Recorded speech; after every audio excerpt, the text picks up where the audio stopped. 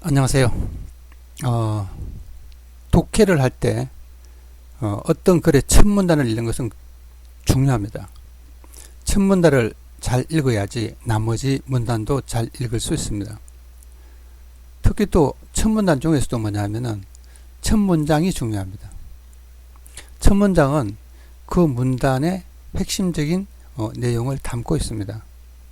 여러분, 첫 문단은 대부분 뭐냐 하면은 글 전체의 어떤 화제를 제시합니다. 그 다음에 화제는 물론 그 글에서 다루고도 하는 과제나 문제를 제시합니다. 그래서 대단히 중요합니다. 자, 글을 읽는다는 것을 한번 다시 생각해 보면 이건 사실은 그렇게 쉽진 않아요. 자, 한번 볼게요. 무엇에 대한 이야기인가를 생각해 보셔야 됩니다. 자, 기독교가 지배하였던 여기 수식하죠. 서양의 중세예요. 그러니까 이거는 어떠냐 하면은 그냥 시간적 배경일 뿐이에요. 그러니까 별로 중요한 거 아니에요. 예, 예. 그러니까 결국은 여기서 키포인트는 뭐냐 하면은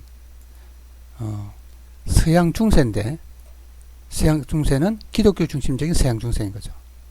자, 중세에서는 누구나 여기서부터가 이제 되죠. 누구나 당연히 신을 믿어야 했고 라고 이야기합니다. 그러면 뭐냐 하면은 중세에서 일반인의 신앙에 대한 이야기예요. 중세에 있어서 사람들의 신에 대해서, 그죠? 신을 믿는 것은 신앙이고 그냥 신에 대한 거예요. 그래서 결국은 중세에 있어서 중세인에게 있어서 신에 대한 이야기죠. 이렇게. 이 다음에도 신에 대한 이야기예요. 자, 그러니까 중세인에게 신은 신에 대한 이야기인데 정의롭고 완전한 존재로 간주되었다는 것은 중세인의 신에 대한 인식에 대한 이야기죠. 그 다음에 신을 믿어야 했다는 것은 여기서 뭐예요? 중세인에게 있어서 신은 뭐예요? 숭배 대상이었다는 거죠. 여기서 두 가지를 이야기하죠. 하나는 중세인에 있어서 신은 믿음의 대상이고, 또 하나는 뭐예요? 인식에 대한 이야기죠. 그러니까 이게 사실은 꽤 어렵죠, 사실은.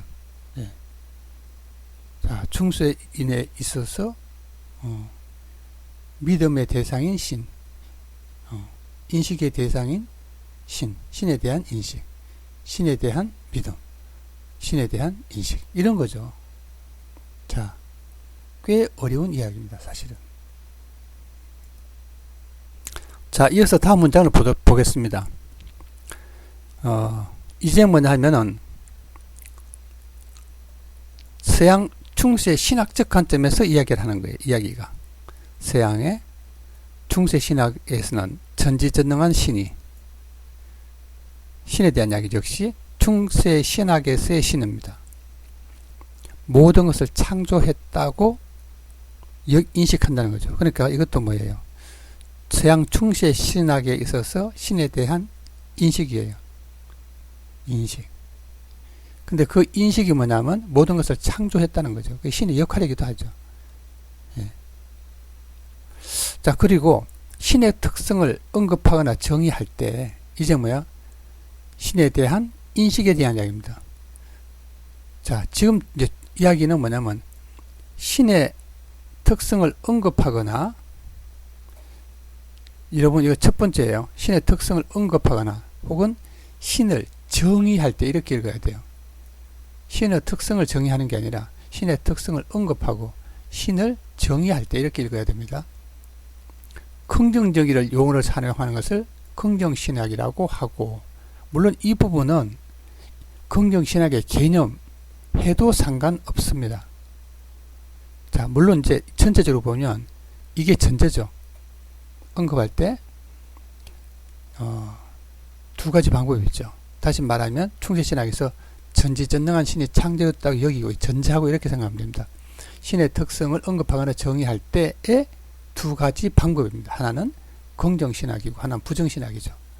하지만 일부 신학자들은 신의 전지전능함은 인정할 수 있으나 신은 인간의 이해와 지성을 완전히 초월한 존재이기 때문에 인간이 신을 정당하게 규정할 수 있는 유일한 방식은 하느님은 시간과 공간에 제한되지 않는다. 않는다란 말을 처럼 뭐뭐 않는다는 방식으로 보았다. 다시 말하면은 신을 바라보는 관점을 다르게 성장한 거죠. 두 가지죠. 하나는 뭐예요? 하지만을 기준으로 했을 때 앞에 오는 것은 긍정신학이고 이 뒤에 부분을 부정신학이라고 이제 이야기를 하는 것이죠. 그래서 물론 이제 여기까지를 긍정신학의 개념과 부정신학의 개념 이렇게 잡을 수 있습니다. 자, 이야기는 여기서 끊겨요. 이 관점에서 이야기할 때 이야기를 하는 거죠. 이 관점에서 이야기할 때 하나는 긍정신학과 하나는 여기서 있는 부정신학으로 나눠진다는 거죠. 사실 이게 문장이 꽤 까다롭고 어려운 편에 속해요. 자, 이러한 두 입장은 어느 것이 타당한지에 대한 논란이 있지만 긍정신학자들과 부정신학자들이 공통적으로 확답을 내놓지 못한 문제가 있다. 자, 이제 앞에 것을 전제로 해서 새로운 이야기를 하는 거예요. 여기서 뭐에 대한 이야기냐 하면은 긍정신학과 부정신학의 비확답의 문제 혹은 미해결의 문제 이렇게 이야기할 수 있습니다. 이 부분이 결국은 뭐냐 하면 이 문단의 주제가 됩니다. 문제를 제기하는 부분이죠. 그러면 이걸 전체는 뭐냐 하면은 확답을 내놓지 못하는 문제를 다루게 될 거예요. 자, 이 뒷부분은 뭐에 대한 이야기냐 하면은 확답을 내지 못하는 그 상황을 설명하고 있습니다. 자, 하나를 볼까요? 바로 전지전능하고 완전한 선한 신이 이 세계를 창조하였다 그럽니다. 그럼 여러분 어떤 내용이 깔리나요? 신이 전지전능하고 완전하다면은 이 세계도 전지전능하고 완전하게 창조할 것 아닙니까? 이게 이제 전제인 거죠. 전지전능하고 완전한 신이 세계를 창조했다면 이 세계도 전지전능하고 완전하게 이루어져 있는 거죠. 그러니까 빈틈이 없는 거죠. 근데 뭐예요? 악이 존재하는 거죠. 이건 모순이라는 거죠. 이걸 해석하지 어떤 설명할 방법이 없는 거죠. 자, 그래서 이제 문제가 발생합니다. 악의 존재를 인정하지 않는다면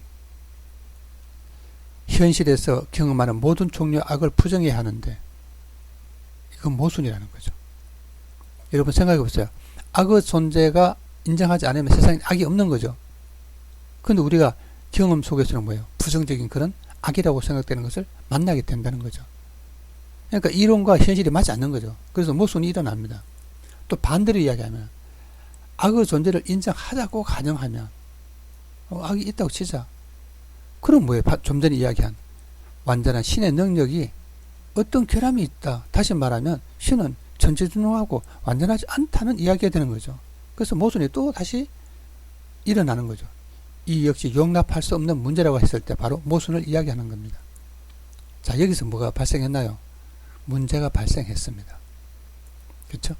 예. 여기서 문제가 발생하는 거죠. 여기가. 자, 이런 문제를 발생했는데 이 문제를 어떻게 해결할까요? 하는 것이 그 다음에 이제 과제죠. 자, 여러분 이제 이 전체적인 글을 이제 잘 살펴볼 필요가 있습니다. 자, 처음에는 뭐예요? 중세인의 신에 대한 믿음과 인식에 대한 이야기가 나옵니다. 두 번째는 신의 특성을 언급하거나 정의할 때 그걸 전제로 했을 때 긍정신학과 부정신학의 개념을 이야기합니다. 그 다음으로 뭐냐 하면은 긍정신학이나 부정신학이 있어서 미해결의 문제, 확답하지 못하는 문제 에 대한 내용이 나오고 그것의 구체적인 예시를 들고 있습니다. 여러분들 이렇게 이제 앞으로 이제 다룰 것은 뭐냐면은 이런 긍정신학과 부정신학이 공통적으로 다루는 문제, 즉 해결하지 못한 문제, 또 다른 말로 하면은 미해결의 문제를 해결하는 쪽으로 글이 전개될 것입니다. 자, 여러분 이제 독해가 상당히 이제 사실은 어렵죠. 굉장히 어렵습니다, 사실은. 그래서 여러분들은 이러한 문제 자체를 단번에 모든 걸 해결할 수는 없습니다. 그래서 조금씩 연습을 하면은 독해는 생각보다 빨리 됩니다. 이 지문은 꽤 어렵죠, 사실은. 근데 여러분들 인내심을 가지고 공부를 조금만 하면은 금방 잘할 수 있습니다. 여러분 이렇게 연습 한 2주 내지 3주만 하면은 실력이 굉장히 많이 납니다. 그러면 여러분들 독해가 됐는지 안 됐는지를 파악하려면은 방금 이 지문을 보지 않고 자기가 한번 빈 노트에 한번 적어 보세요. 그러면은 내용이 떠오를 거예요. 근데 여러분 그냥 이렇게 독해하지 않고 그냥 쏙 읽고 기독교 집에서 살던 중세 사회에는 누구나 당연히 신을 믿어야 이런 식으로 쭉 읽고 나서 뭐 이런 내용이야라고 하면은 돌아서면 바로 그 기억이 안 나요. 그렇기 때문에 지문 읽고 문제 풀다 보면은 문제 풀면서 또 지문 보고 지문 또 보고 반복해서 계속 봅니다. 왜? 기억이 안 나기 때문에 그런 거예요. 다르게 말하면 의미가 구조화되지 않기 때문에 일어나는 현상입니다. 여러분 이제 꾸준히 독해 하루에 한 문단 한 지문이라도 꼼꼼히 하는 게 중요합니다. 예, 주제 찾는 연습 꾸준히 하시면 금방 국어 해결됩니다. 감사합니다.